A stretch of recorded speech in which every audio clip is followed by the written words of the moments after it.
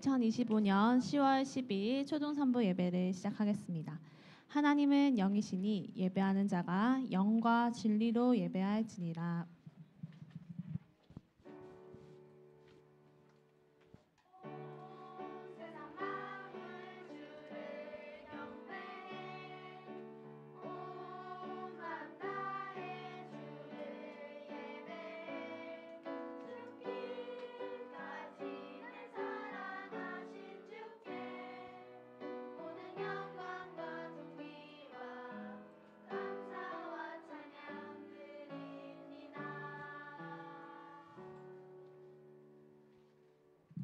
우리 다 함께 사도신경으로 우리의 믿음을 고백하겠습니다.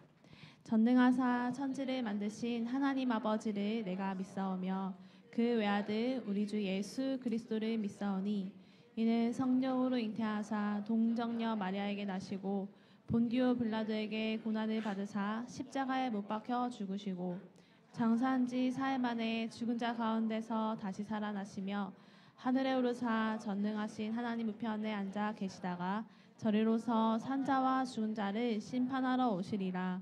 성령을 믿사오며 거룩한 공회와 성도가 서로 교통하는 것과 죄를 사하여 주시는 것과 몸이 다시 사는 것과 영원히 사는 것을 믿사옵나이다. 아멘.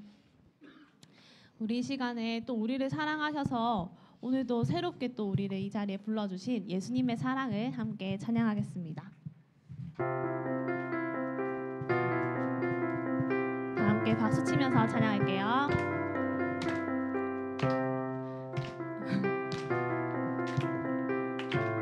예수 사랑하심은 함께 찬양하겠습니다. 예수 사랑하심은 거룩하신 말일세 우리들은 약하나 예수 권세만 나를 사랑하시고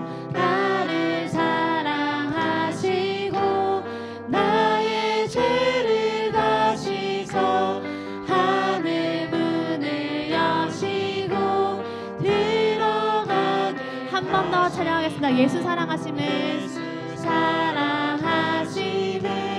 거룩하신 말일세 우리들은 약하나 예수 권세 나를 사랑하시고 나를 사랑하시고 나의 죄를 다시서 하늘 문을 여시고 들어가게 날 사랑하심 날 사랑하심 날 사랑하심 날 사랑하심 성경에 써있네.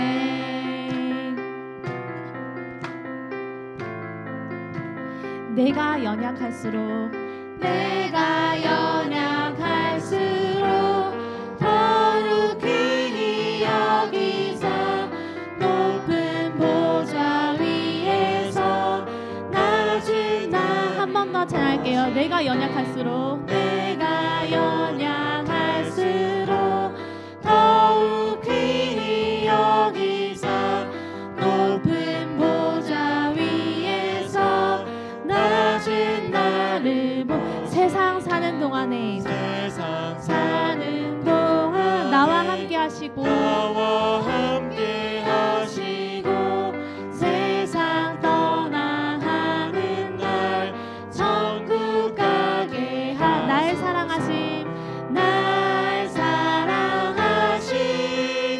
날 사랑하심 아멘 날 사랑하심 성경 한 번 더 잘할게요. 날 사랑하심 날 사랑하심 날 사랑하심 날 사랑하심 성경에 써있네.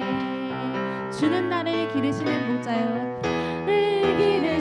목자요 나는 주님의 귀한 어린 양 푸른 풀밭 맑은 시냇 물가로 나를 인도하여 주는 나의 좋은 목자 주는 나의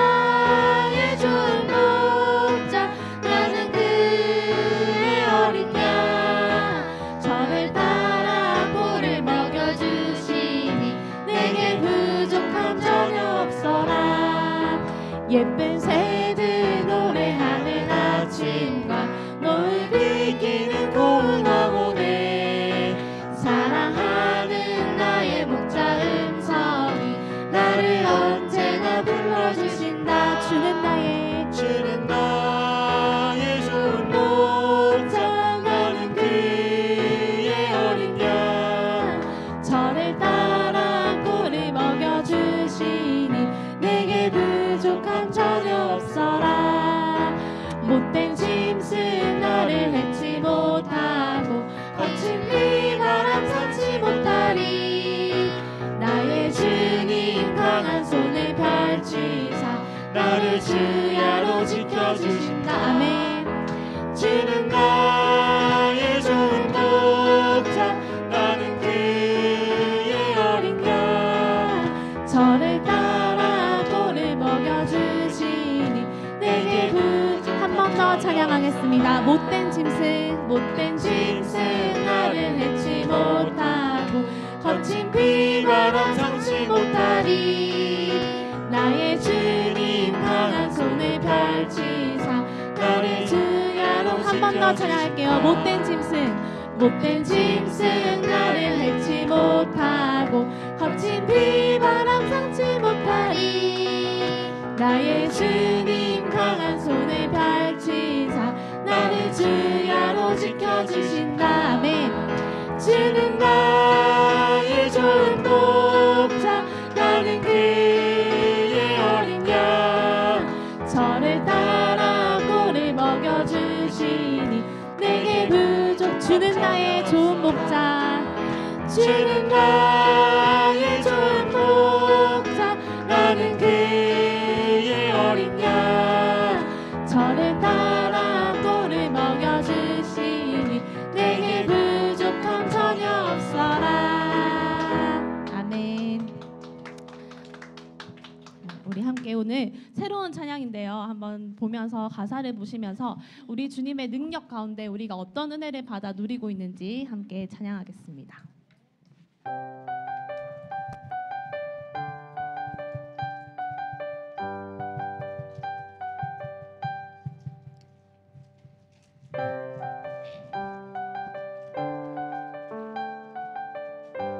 함께 찬양하겠습니다. 시작됐네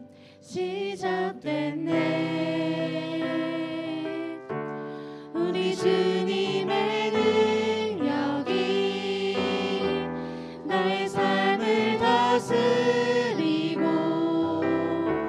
새롭게 하네. 자유하네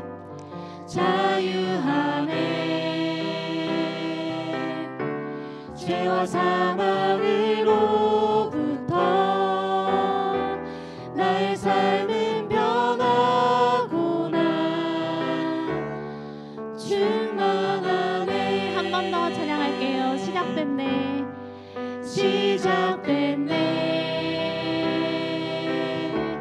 우리 주님의 능력이 나의 삶을 다스리고 새롭게 하네. 자유하네. 죄와 사망으로부터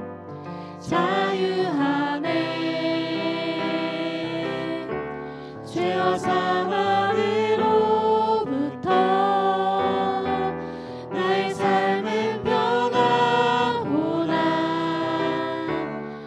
충만하네. 함께 우리 주님의 은혜를 찬양합시다. 은혜로다 주의 은혜 한량없는 주의 은혜로다 주의 은혜 변함없는 신실하신 주의 은혜. 한 번 더 찬양하겠습니다. 시작됐네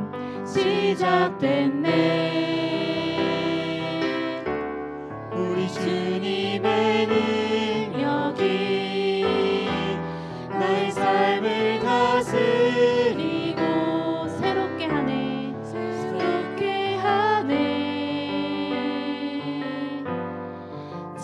자유하네.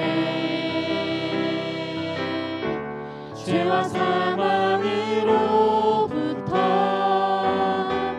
나의 삶은 변하구나.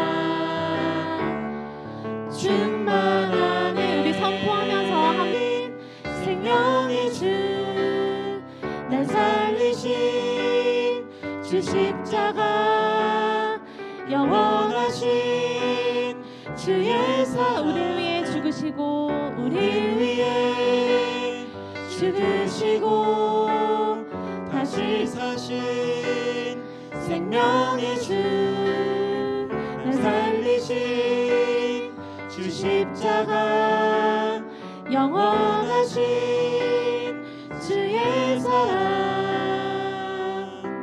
우리 이 시간 함께 기도할 텐데요. 이 예배를 위해 내가 이 예배에 참여한 이 자리에서 하나님의 은혜가 받기를 기도하고, 또 한 가지 더 함께 기도했으면 좋겠어요. 우리 유리가 방금 넘어졌는데 큰 위협이 없도록, 큰 아픔이 없이 또 잘 회복할 수 있도록 우리가 교회된 한 몸으로 우리의 지체, 우리의 형제되고 자매된 유리를 위해 함께 기도하겠습니다.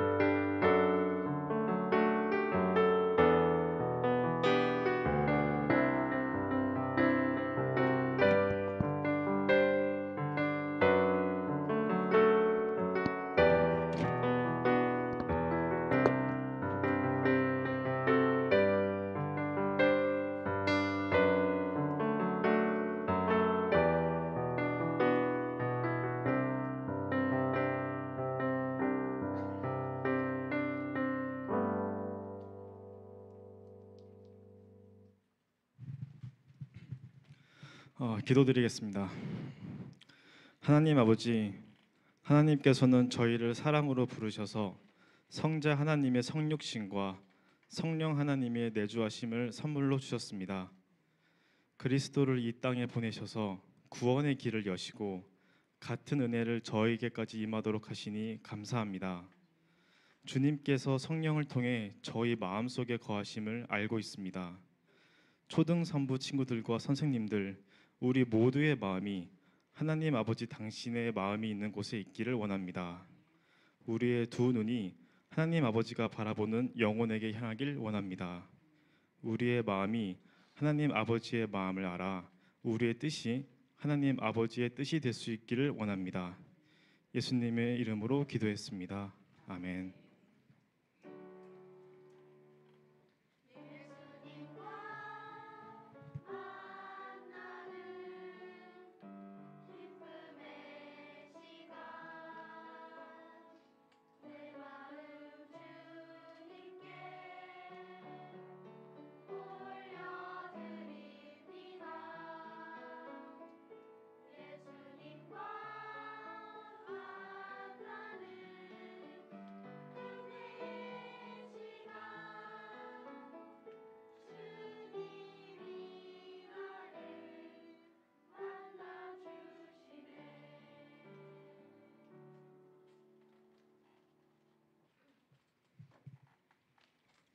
오늘의 성경 말씀은 사도행전 9장 23절부터 읽겠습니다.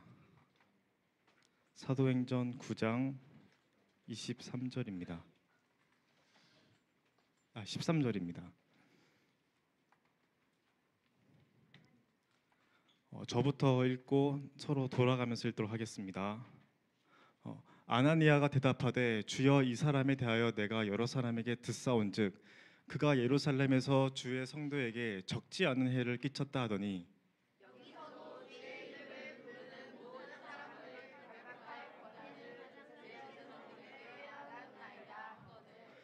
주께서 이르시되 가라 이 사람은 내 이름을 이방인과 임금들과 이스라엘 자손들에게 전하기 위하여 택한 나의 그릇이라.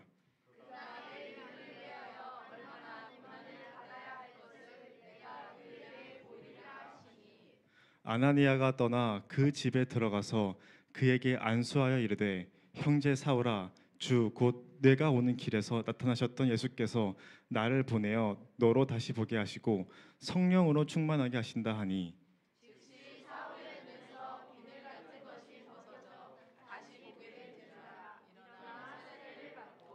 음식을 먹음에 강건하여 지니라.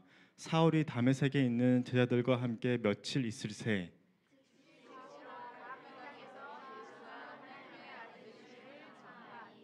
듣는 사람이 다 놀라 말하되 이 사람이 예루살렘에서 이 이름을 부르는 사람을 멸하려던 자가 아니냐.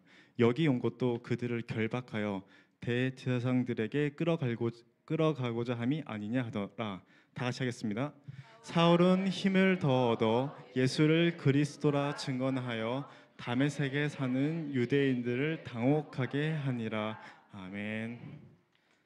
찬양대의 찬양을 함께 듣겠습니다.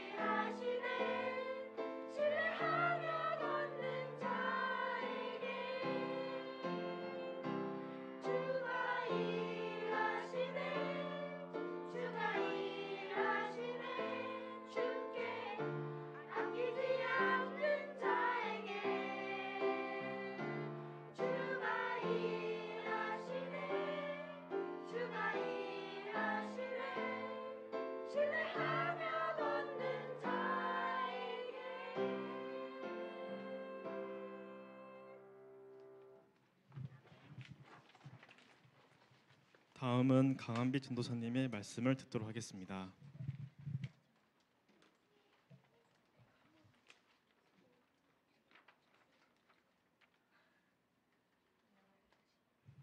반갑습니다, 여러분. 우리 함께 하나님 말씀 나누도록 하겠습니다. 오늘 말씀의 제목이 뭐죠? 복음의 전도자를 세우셨어요입니다. 우리 오늘 사도행전 9장 말씀인데요. 우리 들었던 사도행전 말씀 추석 쉬고 와서 잘 기억나고 이제 한번 더듬어 볼까요? 지난주는 우리가 사도행전 잠시 멈췄고 그 전주에 한 인물을 만났어요. 로마 장군이었는데 백부장 이름 맞아요. 고넬료였습니다. 생각나시나요, 여러분? 그럼 조금 어려운 질문. 고넬료가 살던 도시 이름. 네 글자 맞아요. 가이사랴의 이탈리아 부대를 관리하던 장군 고넬료의 이야기였습니다. 고넬료는 유대인이에요, 이방인이에요? 이방인이에요. 로마 사람이잖아요. 이스라엘 사람이 아닌 이방인이었습니다. 근데 이 이방인 고넬료도 하나님을 잘 경외하며 기도 시간을 정해서 기도하고 어려운 자들을 잘 돕는 경건한 사람이었더라라고 소개되어 있었죠. 그래서 이 고넬료의 그 경건 생활, 믿음 생활을 보고 하나님께서 누구에게 또 기도 중에 메시지를 알려주셨나요? 사도 중에 베드로. 그럼 이 파란 옷 입은 사람이 베드로고 여기 고넬료고 좀 떠오르고 계신가요, 여러분? 베드로는 어느 지역에 있었는지 혹시 기억나세요? 좀 어려워요. 자, 여기서 고넬료에게 천사가 나타날 때 베드로는 어떤 지역에 있었을까요? 맞아요. 요빠. J로 시작되는 우리가 이렇게 요빠라고 했습니다. 요빠라는 지역에서 베드로가 무두장이의 집에, 무두장이 시몬의 집에서 어디에 올라가서 기도했었죠? 옥상, 지붕 위에 올라가서 기도할 때 하나님께서 환상 중에 무엇을 보여주셨어요? 바구니, 보자기에 맞아요. 짐승들이 이렇게 내려오는 걸 보면서 거기에 먹지 못하는 짐승들이 섞여 있었습니다. 혹시 기억나나요, 여러분? 돼지 못 먹고, 낙타, 부엉이, 독수리 이런 거 우리가 와 대박 이러면서 봤었잖아요. 그런 걸 보면서 하나님께서 이 복음의 확장을 어떻게 이루어 가시는지, 이게 단순히 이방인에게 복음이 전달된다는 그 확장, 세력이 넓어지는 것뿐만이 아니라 또한 깊어지고 선명해지고 있었습니다. 예수 그리스도 안에서 먹지 못해야 하는 것들, 그 기준이 되었던 율법이 어떻게 완성되고 성취되어지는지가 펼쳐지는 장면이었어요. 그 고넬료의 회심은 우리에게 그런 메시지를 주는 거였습니다. 그래서 가이사랴에서 요빠로 고넬료가 두 사람을 보냈고 그 두 사람이 가서 베드로를 다시 가이사랴로 불러와서 고넬료의 집에 모여있던 사람들, 그리고 그곳에 간 베드로에게 예수님의 이름으로 담들이 무너지는 것을 경험했어요. 율법, 이방인 이런 것들로 인해서 복음이 전파되고 복음이 선명해지는 것들이 가려져 있던 그런 담들이 성령의 역사로, 예수님의 이름의 능력으로 어떻게 와르르 무너지는지 봤습니다. 그래서 우리가 지난주에 봤던 사도행전 10장 말씀에 베드로가 고넬료가 예수님을 믿게 되는 장면을 보고, 또 고넬료 말고도 로마에 다른 사람들이 모여있던 사람들이 예수님을 믿게 되는 장면을 보고 베드로가 이렇게 말했어요. 우리 34절 말씀을 한번 함께 읽어보겠습니다. 시작.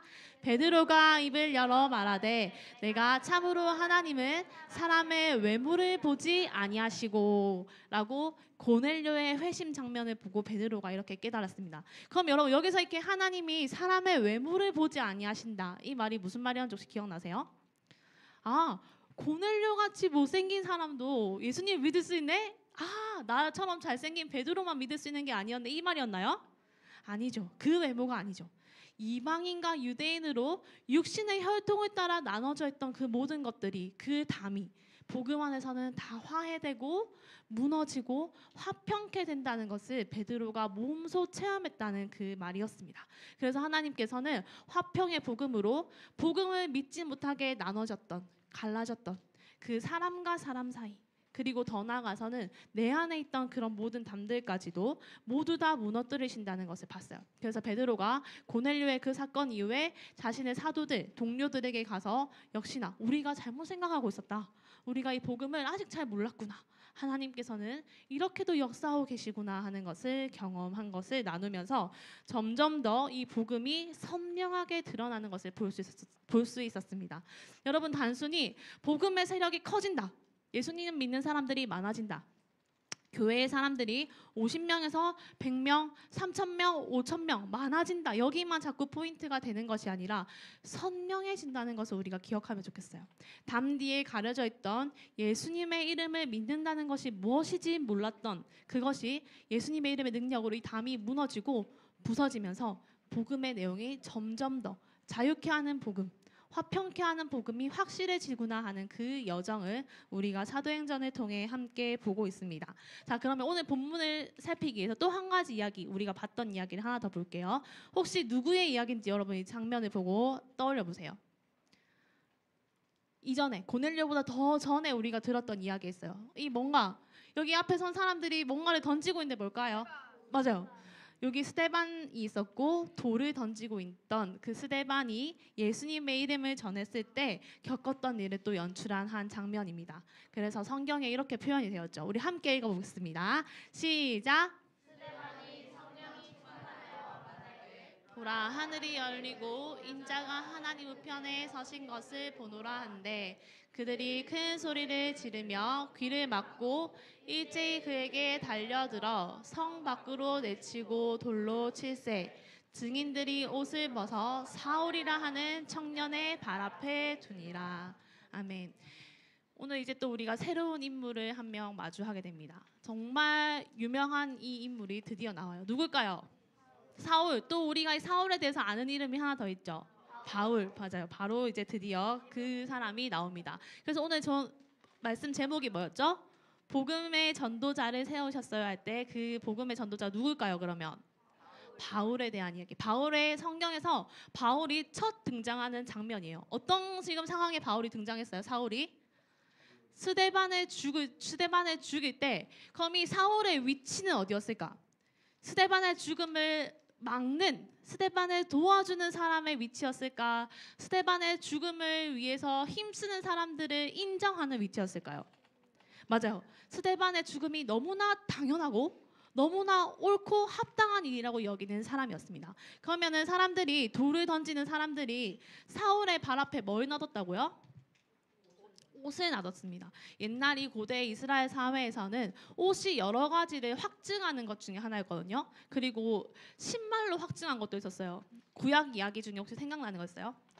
구약에 어떤 여인이 결혼할 때 신발로 내가 이 여인과의 결혼을 확증하겠다. 나는 이 여인과의 결혼에 손을 떼겠다면서 신발을 벗어준 장면이 있었는데 한 글자 룻이 보아스와의 결혼을 위해 때 보아스 앞에 룻과의 결혼했던 그 사촌이 나는 이 결혼 룻과 결혼 안 하겠다고 신발을 벗어주면서 계약을 한 거예요. 그렇게 우리에게 서명하는 것처럼 인증서에 이제 우리는 확인하는 것처럼 이때는 신발, 옷 같은 걸로써 그 일에 대한 확증, 무게를 실었습니다. 그럼 사울의 발 앞에 뒀다는 것은 사울이 이 스데반의 죽음을 책임진다는 거예요. 사울이라는 이 청년은 스데반의 죽음이 너무나 옳다고 여기는 겁니다. 합당한 죽음이다. 그러면 여러분 사울은 왜 이것을 이렇게 합당하게 여겼을까요? 사울이 막 못된 사람이라서? 막 심성이 베베 꼬여서? 그렇지 않습니다. 사울은 그렇게 나쁜 사람이기 때문에 누구가 죽는 거 이렇게 여겨서 저 사람 너무 비어 죽여야겠다. 그런 뜻으로 스데반의 죽음에 자신이 증인이 된 게 아닙니다. 이렇게 이 많은 사람의 그 돌을 던지는 사람 그리고 저 한 생명의 죽음에 증인이 되고자 했던 바울의 이야기가 이제 우리 앞에 펼쳐집니다. 여러분 이거는 정말 좋은 다큐멘터리라 해야 되나? 아무튼 좋은 영상 자료 중에 하나인데 이제 이야기가 몇 편이 이어지거든요. 그 중에 몇 장면을 전도사님이 너무 재현을 잘 해놔가지고 오늘 설교 자료로 가져왔어요. 궁금하신 분은 바울로부터 하면서 이거 보면은 정말 유익한 시간을 누릴 수 있을 겁니다. 퐁당이라는 사이트에서 볼 수 있거든요. 자 거기서 몇 장면입니다. 그럼 바울의 이야기 중에 가장 첫 장면 오늘 바울이 사도행전 9장에서 우리에게 보여주는 장면을 함께 보겠습니다.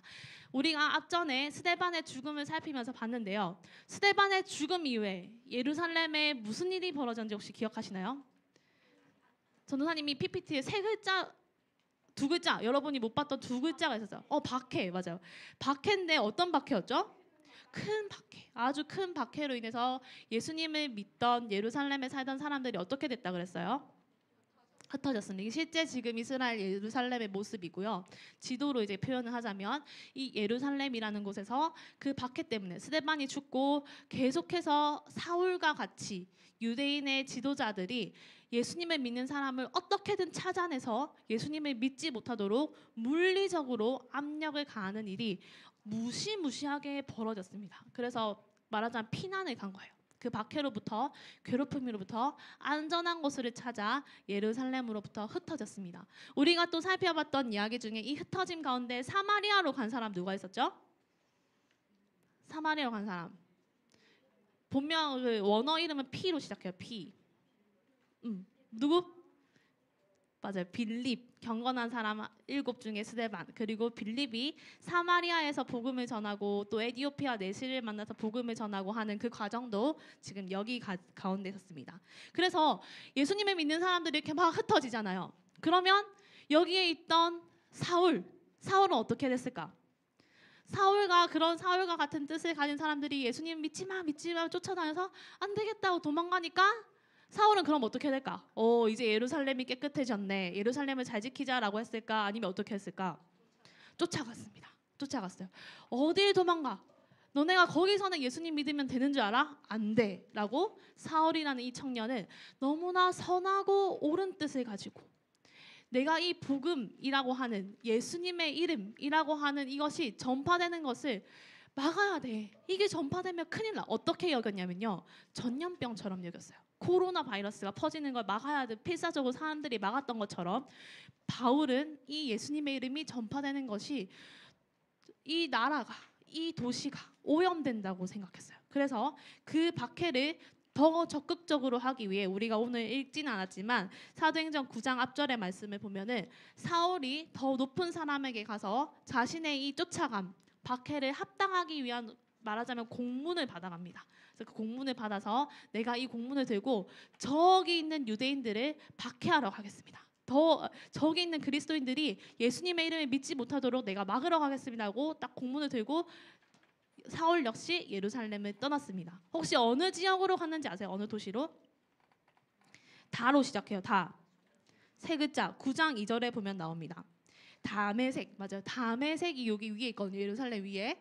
다메색이라는 도시에 사는 예수님 믿는 사람들이 어디에 숨어 있나 잘 찾아서 내가 이 뿌리를 뽑아야겠다 하고 바울이 가는 길입니다. 그래서 어른들에게 혹시 그런 말을 들어봤는지 모르겠는데요. 다메색 도상이라는 말 들어봤어요? 잘 안 들어봤죠? 다메색 도상이라고 다메색으로 길도 가는 길 상은 뭘까? 위에서. 다메섹으로 가는 길에 오늘 이 사울에게 벌어지는 일을 우리가 함께 읽어보도록 하겠습니다. 살펴보도록 하겠습니다. 누굴까요? 사울입니다. 사울이 다메섹으로 여러 무리들과 함께 예수님 믿는 사람들을 찾아서 끝내자 하고 가는 길에 그 광야길을 걸어갈 때 예루살렘에서 다메섹으로 이렇게 걸어갈 때 무슨 일이 벌어졌는지 아시나요? 갑자기 하늘로부터 강한 빛이 비쳤어요. 강한 빛이 쫙 비치면서 사울은 이 순간에 눈이 멀어버렸어요. 눈이 멀면서 그렇지만 이 빛 가운데 그냥 이렇게 햇빛이 갑자기 구름이 거쳐서 햇빛이 짱한 거 아니면 어떠서 이런 전기의 빛이 착 쏜 거 말고 하나님의 빛이 강하게 사울에게 비춰졌습니다. 그리고 그 사울에게 이 빛과 함께 음성이 들렸어요. 근데 성경에서는 우리가 오늘 읽었던 그 앞절의 9장 말씀에 보면 이 장면이 서술되고 있는데요. 성경에서는 사울과 함께 가던 청년들은 사울이 하는 행동이 저렇게 보였던 거예요. 우와, 막 혼자서 이러고 있고, 근데 사울에게는 음성이 들렸습니다. 사울아 사울아 하는 목소리가 들렸는데 다른 사람들에겐 들리지 않는 그 장면을 경험하고 있었습니다. 그리고 사울아 사울아라고 다메섹으로 가던 사울을 부른 분은 누구일까요? 나는 네가 박해하는 예수라. 예수님께서 나중에 바울이 이때 장면을 회상하면서 말하는데요. 베드로는 예수님 부활하신 예수님과 무엇을 했죠? 식사를 했어요. 밥을 먹었어요.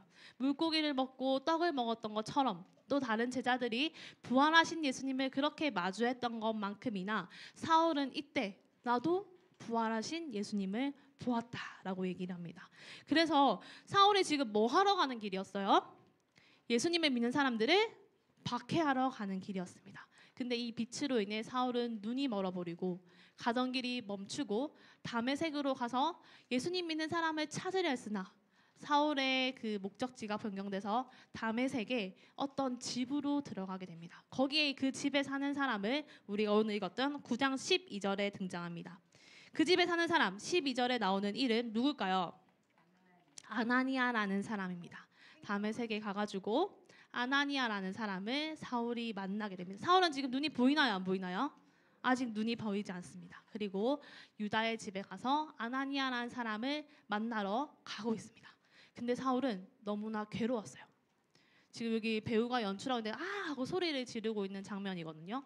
왜 괴로웠을까? 눈이 안 보여서 그랬을까? 왜 괴로웠을까? 한번 사울이 왜 괴로웠을까? 눈이 안 보이는 게 괴로웠을까? 자, 다메섹으로 가보겠습니다. 다메섹에 가서 이제 사울이 가고 있고, 사울이 가는 동안 또 주님께서 아나니아에게 나타나십니다. 아나니아에 나타나셔서, 아나니아야, 내가 사울이라는 사람을 지금 네 앞으로 보낼 거다. 근데 아나니아 사울을 알고 있었을까요? 모르고 있었을까요? 이미 알고 있었어요. 성경에 보면은 알고 있었어요. 왜 알고 있었냐면 사울의 박해가 너무 확실하고 분명하고 끔찍했던 거예요. 그래서 그 사울이 다메섹으로 온다는 소문을 듣고 이 다메섹에 있던 예수 믿는 사람들은 긴장하고 있었을 겁니다. 그래서 아나니아 그렇게 우리 오늘 읽었던 말씀에 적혀 있습니다. 하나님께서 아나니아에 나타나가지고 내가 이렇게 바울이 오는데 사울이 오는데 네가 그를 맞이하여라 라고 12절에 말하니까 우리가 읽었던 13절 말씀에 이렇게 기록되어 있습니다. 아나니아가 대답해요. 아나니아가 대답하되 주여 이 사람에 대하여 내가 여러 사람에게 듣사온즉 나 사울 알아요. 어떤 사람인지 압니다. 어떤 사람이냐면 그가 예루살렘에서 주의 성도에게 적지 않은 해를 끼쳤다 하더니 여기서도 주의 이름을 부르는 모든 사람을 결박할 권한을 대제사장들에게서 받았나이다 하거늘. 지금 우리를 죽이러 옵니다. 스데반의 죽음 들었습니다. 사울이 여기 다메섹으로 오면 우리도 스데반과 같이 될걸요? 하나님 그런데 그 사울을 맞이하라고요? 라고 아나니아가 말한 거예요. 그렇지만 하나님께서는 사울을 맞이하라. 그를 먹여주고 그에게 안수하여 다시 눈을 뜨게 할 역할을 아나니아 네가 할 거다 라고 했습니다. 아나니아는 순종하고 사울을 맞이해서 사울이 아나니아로 인해서 사흘 만에 다시 눈을 뜨게 됩니다. 이제 사울의 삶은 어떻게 됐을까요, 여러분? 단순히 눈이 감겼다가 떴기 때문에 내가 잘못했네라고 깨달은 것이 아니라 눈이 보이지 않았던 그 사흘의 시간 동안 사울은 많이 생각했을 거예요. 먹지도 않았다고 성경에 적혀 있거든요. 이 아나니아 곁에 머물면서 사울은 생각했을 겁니다.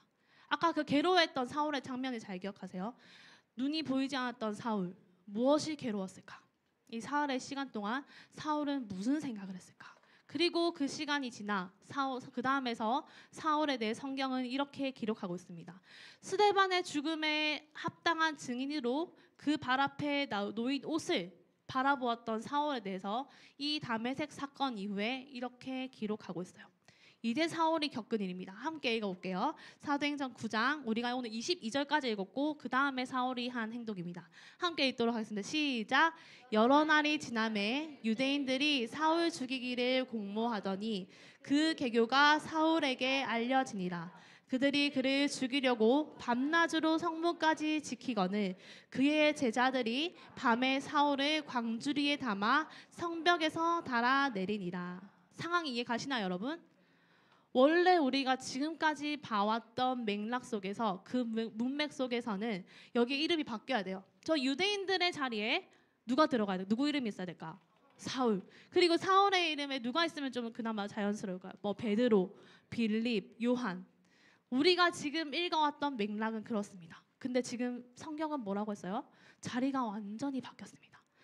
사울은 지금 저 유대인의 역할을 하려고 다메섹으로 왔는데 그렇게 왔던 다메섹에서 사울은 쫓아가는 사람이 아니라 도망가는 사람이 되었습니다. 도대체 그 눈이 멀었을 동안에 무슨 일이 있었을까요? 그래서 성경에 있던 장면을 이렇게 표현했어요. 정상적으로 문을 향해서 이렇게 탁탁탁 걸어가면 유대인들한테 잡혀서 사울이 죽으니까 왜? 예수님의 이름을 전했기 때문에. 사울도 전했어요. 그랬기 때문에 그러니까 이렇게 바구니에 달려서 아무도 안 볼 때 옥상에서 이렇게 다 도망가는 사울 역시 그런 도망자의 신세가 돼버리고 말았습니다. 자, 여기까지가 우리가 오늘 본 사울의 이야기고요. 실제로 유대인인데 예수님을 믿는다는 게 어떤 건가 하는 것을 또 여기 이 프로그램에서 이 매체에서 소개해 준대요. 빅터라는 목사님입니다. 여기 빅터라는 목사님 옆에 뭐라고 적혀 있어요? 메시아닉 주라고 돼 있죠. 이게 뭔지 혹시 아시나요, 여러분? 밑에 써져 있어요? 맞아요. 주가 유대인이거든요. 유대인들 중에 유대인은 여전히 지금도 전도사님이 몇 번 말했지만 구약 성경까지 믿어요. 구약 성경까지 믿으면서 누구를 기다리고 있을까요? 누가 오시기를? 메시아가 오시기를 기다리고 있습니다. 사도행전에 했던 그 정신 그대로 지금까지 살고 있는 거예요. 사도행전에서 유대인들이 예수 믿는 사람들을 박해했던 이유는 사울이 이전에 그랬던 이유는 예수님이 메시아라고 인정하지 않기 때문입니다. 그래서 이분들은 아직도 신약 성경을 읽지 않아요. 유대인 이스라엘 사람들은 신약 성경을 읽지 않고 우리에게 오실 메시아 누굴까? 어떤 모습으로 올까? 지금도 기다리고 있습니다. 오해를 하고 있는 거죠. 그런데 그 속에서도 성령의 역사하심으로 현대 이제 이스라엘 사람이에요. 현대 이스라엘 사람 그 속에서도 예수님을 믿게 되는 일이 일어나고 있어요. 근데 이제 그분을 한 명 이제 불러가지고 이 매체에서 인터뷰를 한 거예요. 그러면 사도행전 시대에도 그랬고 지금 예수님을 믿는다. 유대인으로서 유대교에서 예수님을 믿는다는 것은 어떤 모습입니까? 라고 이제 질문합니다. 이 목사님이 회심해서 유대교가 아니고 기독교, 개신교, 예수님을 믿게 될 때 유대인 공동체, 주변 유대인들, 이웃들의 반응은 어땠나요? 라고 이제 질문하니까 이런 대답을 하셨습니다. 절대 받아들일 수 없다. 절대 받아들일 수 없대요.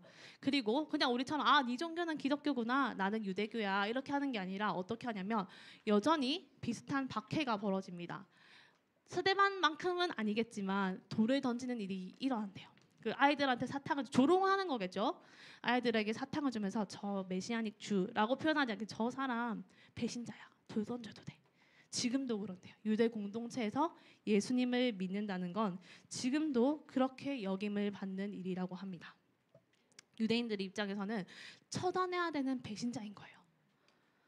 바울이 예수님을 믿는다? 바로 이런 존재가 되는 겁니다. 그래서 바울은 이제 완전히 반대편으로 돌아선 배신자가 된 겁니다. 유대인들에게.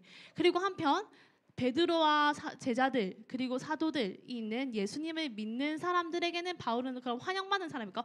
우와, 유대인 종교 지도자가 우리 편으로 들어왔다. 환영합니다라고 했을까? 아니요. 또한 경계의 대상이었어요. 사울, 스데반을 죽을 때 사울이 예수님을 믿는다고 우리가 받아들여도 될까?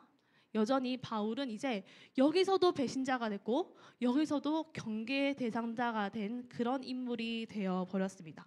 사울의 인생은 이제 이렇게 오갈 데가 없는 사람이 되었어요. 하지만 사울은 멈추지 않고 예수님의 이름을 전하는 인생으로 완전히 바뀌었습니다. 그래서 이 장면은 뭐냐면요. 여기가 이제 사울이고요. 여기가 이제 사도들, 예루살렘 교회에 있는 예수님을 믿는 사람들입니다. 그리고 이 옆에 사울을 이렇게 소개하고 있는 장면이요. 누굴까요, 혹시? 아나니아가 사울의 눈을 뜨는 거 도와주고 여기까지 안내해주고 또 다른 사람이 이어받아서 사울을 증언해줬어요. 이 사람은 우리에게 위협적이지 않습니다. 확실히 우리와 같은 예수님을 믿습니다 하고 소개해주는 사람이 있습니다. 우리가 앞에 사도행전 4장 5장쯤에 봤는데 앞으로 읽어도 뒤로 읽어도 이름이 똑같아요. 바시요, 바시. 바나바라는 사람은 이 예수님을 믿는 이 예루살렘 교회 초대교회 공동체에서 인정받는 사람이었어요. 너무 선하게 아주 의심이 없을 정도로 교회를 잘 섬기는 사람이었기 때문에 바나바가 증언을 해줍니다. 앞으로 바나바, 바울이 함께 많이 움직이게 되는데요. 이 바나바가 사울 확실히 예수님 믿습니다. 사울 확실히 우리와 같은 신앙을 가진 사람입니다. 하고 이제 사울의 입장이 완전히 바뀌고 우리가 아는 고린도 전서도 쓰고 고린도 후서도 쓰고 로마서도 쓰고 에베소도 가고 갈라디아도 가고 하면서 많은 박해를 받았던 지난주에 우리가 읽었던 빌립보서도 쓰고 빌립보서 어디에서 썼다고 혹시 지난주에 온 친구들 기억나요? 빌립이라는 도시에 보내는 편지였는데 사울이 그 지역은 정확하지 않지만 어느 장소에 있었죠? 감옥. 예수님의 이름을 전하는 사람들을 감옥에 넣었던 사울이 이제는 자기가 예수님의 이름 때문에 감옥에서 갇혔지만 여전히 전도하는 일을 그치지 않는 복음 전도자로 세워졌습니다. 자, 그렇다면 여러분 우리가 이제 사도행전에서 그 상황을 바울이 회상하는 장면이 갈라디아 교회에 쓴 바울의 편지에 있습니다. 여기서 보면은 사울이 그때 그 다메섹의 장면을 회상하면서 내가 겪은 그 일이 여러분이 부활하신 예수님을 만난 것처럼 나도 그 예수님을 만났습니다 하면서 회상하는데요. 그때 우리가 세 가지의 아주 중요한 부분을 얻을 수 있습니다. 첫 번째는 예수 그리스도가 나타나셨어요. 이것을 어려운 말로 하면 계시라고 하셨어요. 요한 계시록 할 때 그 계시인데요. 예수님이 사울의 회심을 위해서 직접 나타나 주셨습니다. 우리에게도 그런 일이 일어나요. 예수님 본 사람, 전상 예수님 믿거든요. 예수님 어떻게 생겼냐? 머리 길이나 전도사님 좀 비슷한 것 같고 그렇게 나타나지 않아요. 그렇지만 확신할 수 있는 만남이 있습니다. 말씀을 통해서 우리 마음의 확신을 통해서 예수님이 계시됨으로 인하여 복음은 믿어지는 거예요. 사울이 회심하여 예수님을 전하는 사람이 된 것은 사울이 똑똑했기 때문에 내가 이렇게 사람을 죽이는 일, 손에 피 묻히는 일을 그만해야겠다라고 회개했기 때문이 아닙니다. 그냥 예수님이 딱 나타나셔서 거절할 수도 없고 거부할 수도 없고 틀린 거 아니에요? 라고 말할 수 없는 놀라운 초월적이고 확실한 능력으로 사울의 마음을 감화시키셨습니다. 복음은 그렇게 사울에게 일했고 우리에게도 이럴 거예요. 뭐 질문 있어요? 네, 좀 이따가 다시 만나줄게요. 그리고 그것은 은혜로 인함입니다. 사울, 너 이렇게 많은 사람 죽이고 괴롭혔지. 그만큼 봉사하고 이제 복음 전도 자체 그렇지 않습니다. 하나님의 은혜로 그 전에 모든 것들이 덮여지고 용서하는 것이 복음을 믿는 일입니다. 그리고 이거는 여러분 세번역 성경이라서 읽기 쉬운 문장으로 돼 있어서 마지막 16절의 표현이 기꺼이라고 적혀 있어요. 이게 뭐냐면 우리가 지금 있는 개역 개정 성경의 갈라디아서를 찾아보면 기뻐하셨어요. 예수님께서 나는 네가 박해하는 예수다. 너 왜 그렇게 나를 괴롭게 하니? 진짜 너 때문에 내가 힘들다. 아유 진짜 라고 하지 않으시고 그런 사울에게 예수님을 믿는 믿음을 나눠주시는 것을 기뻐하셨다고 되어 있습니다. 우리가 복음을 믿는 일이 그렇게 일어납니다. 예수님의 능력으로, 예수님의 은혜로, 예수님이 기뻐하시는 중에 사울처럼 우리도 복음 중에 부름을 받는 겁니다. 그렇다면 여러분 아까 사울이 왜 괴로워했을까? 눈이 안 보여서 악 소리 지르는 게 아닙니다. 눈이 안 보였기 때문에 괴로워했던 게 아니라 그렇기 때문에 사울이 으악 하고 괴로웠던 게 아니라 사울의 괴로움은 그거였어요. 사울은 예수님의 이름이 전염병이라고 생각했다고요. 이 이름이 퍼지는 것을 막기 위해서 모든 자신의 삶의 의미를 쏟아부었고 자신이 옳다는 것을 모두 다 쏟아부었고 자신은 이것을 위해 사는 사람이었습니다. 이것이 하나님의 뜻을 이루는 것이라 생각했고 하나님이 기뻐하시는 일이라 생각하고 사람을 죽이는 일도 서슴지 않았습니다. 왜냐하면 타당한 일이기 때문에. 근데 다메섹에서 만났던 빛이 내가 했던 일이 오히려 하나님의 아들을 괴롭히는 일이었구나. 내가 했던 일이 하나님의 아들의 이름을 거절하는 일이었구나라는 것을 깨닫게 된 거예요. 자신이 선하고 옳다고 여겼던 것이 복음에 비답해서 부정되어질 때 그 괴로움이 복음 안에서 터져나왔던 겁니다. 하지만 이것은 우리에게 반드시 일어나야 될 은혜 가운데 있는 일입니다. 담이 무너진다. 그냥 이렇게 전도사님이 담이 무너져서 복음을 믿게 될 거예요 라고 쉽게 말하지만 여러분에게 이 복음이 탁 쳐들어왔을 때 여러분에게 복음이 사울처럼 따단 임했을 때 내가 옳다고 여겼던 것, 내가 귀하다고 여겼던 것, 내가 소중하다고 여겼던 것을 부숴버리고 내어버리고 누구든지 자기를 부인하고 십자가를 지고 예수님을 따른다는 일은 결코 쉬운 일은 아닐 겁니다. 하지만 우리에게도 그 담이 무너지는 일이 경험되어질 거예요. 그리고 그 담이 무너지는 일이 경험될 때 내가 이걸 놓으면 딱 붙잡고 있었어요. 붙잡고 이렇게 매달려 있었는데 이 손을 놓으면 밑에 물속에 상어한테 잡아먹힐 것 같은데 이 손을 놓으면 안 되는데 라는 그 감정을 경험하고 그 두려움과 아픔을 경험하고 이 손에 탁 놓아버렸을 때 밑에 바닷속에 상어에게 빠지는 게 아니라 예수님께서 탁 하고 받아주시는 것을 경험할 수 있습니다. 우리에게도 그런 담들이 있을 거예요. 지금 딱 안 떠오를 수도 있고 그런 담이 있구나 라고 떠오를 수도 있고 앞으로 살아가면서 이거구나 내 담이 무너지는 순간이 너무 아프다 하고 경험되어지는 일이 성도로서 누구에게나 발생할 겁니다. 그때 우리는 기억할 게 있습니다. 이 무너짐이 안 돼, 무너지면 안 돼, 이 담을 지어야 돼, 보수해야 돼, 그 벽돌 안 돼, 떨어지면 안 돼 할 것이 아니라 담이 와르르 무너질 때 이 무너진 담의 자리에 성전 되신 예수님이 다시 세워지는구나.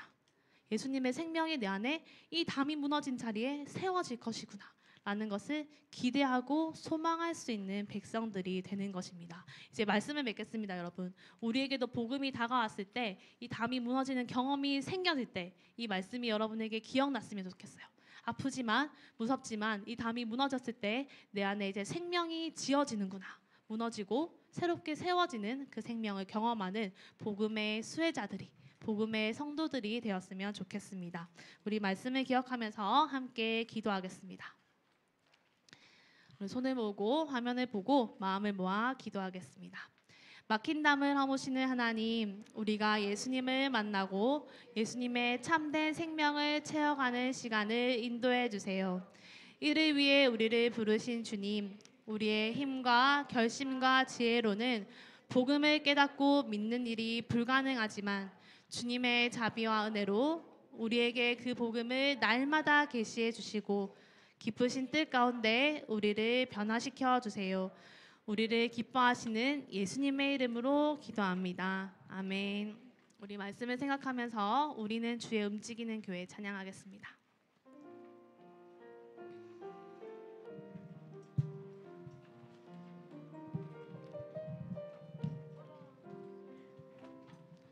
우리는 주의 움직이는 교회, 이곳은 주님을 위한 자리. 내가 기도하는 모든 땅 위에서 하나님 예배 받을 그날을 고대하네. 나의 노래로 주님의 성전을 지으니 높임을 받으소서. 이스라엘의 찬송 중 거하신 주님은 거룩하십니다. 두 손 들어 주님의 보좌를 만들고 온 맘 다해 경배하리. 구름 날개 사이에 임하신 것처럼 내 위에 임하소서. 하나님 우리가 이곳에 섰으니 이 땅을 치유하소서. 하나님 우리가 어디에 있든지 주를 높이리이다. 열방들아 주님을 송축할지어다. 그 발 앞에 입맞추라. 영원한 통치자 주 예수 그리스도, 그는 위대하신 왕. 찬양. 아멘. 예수님께서 가르쳐 주신 기도로 예배를 마치겠습니다. 하늘에 계신 우리 아버지여, 이름이 거룩히 여김을 받으시오며 나라가 임하시오며 뜻이 하늘에서 이루어진 것 같이 땅에서도 이루어지이다.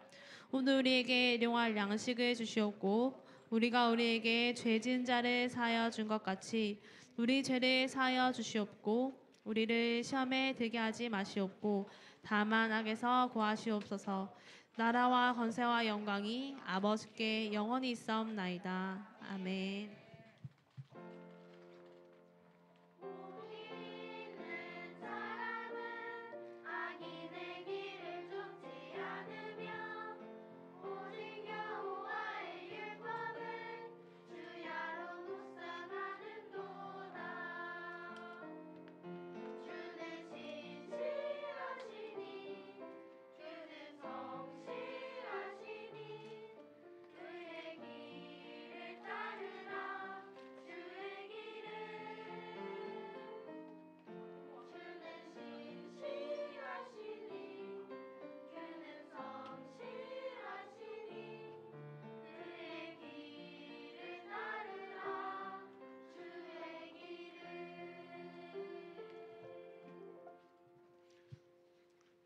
네, 친구들 반갑습니다.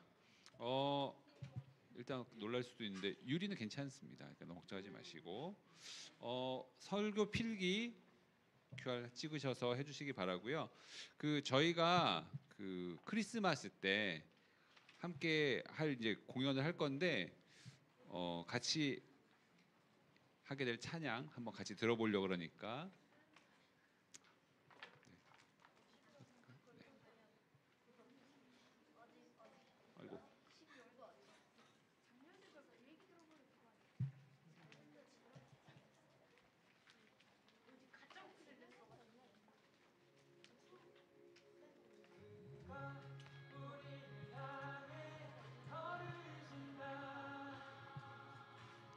여러분에게 박수 치면서 할 거예요. 발 구르고 박수 치면서.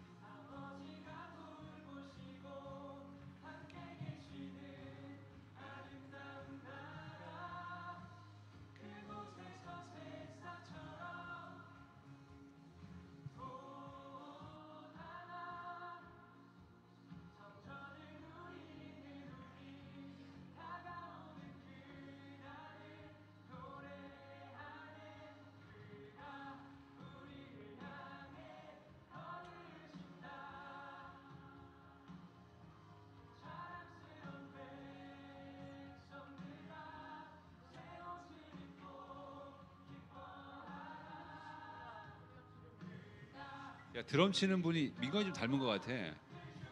민건아, 너 좀 닮지 않았니? 드럼 치는 아저씨 여기. 여기 민건이 좀 닮았지 않니? 귀여워.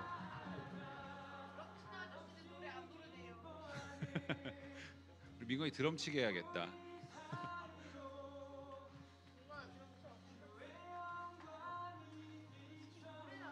드럼도 할 거야. 드럼도 할 거야.